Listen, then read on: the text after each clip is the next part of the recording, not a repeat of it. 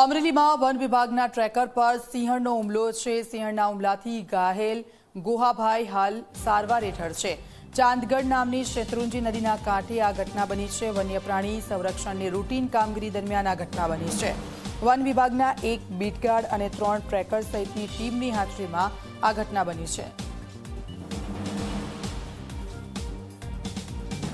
જે આ ઘટના બની છે કે જેમાં અમારા એક ટ્રેકર એવા જે વન્યજીવોની સંભાળ લેતા હોય એવા ગોસાભાઈ ચોરિયા ને આજે વન્ય પ્રાણી દ્વારા ઈજા કરવામાં આવી છે। તેમની ટીમ 3 ટ્રેકરોની ટીમ આજે વન્ય પ્રાણી સંરક્ષણની રૂટીન કામગીરીમાં હતા। એ દરમિયાનમાં મેસેજ મળતા કે સિંહણ જે છે એ શેત્રુંજી નદી પાર કરીને એમના વિસ્તારમાં આવી છે, એટલે લાગુ સ્ટાફ દ્વારા તેમની સાથે સ્કેનિંગ કરતા સિંહણ દ્વારા અચાનક હુમલો કરવામાં આવ્યો છે। આપના માધ્યમથી હું જણાવવા માંગુ છું કે અત્યારે એમની તબિયત સારી છે।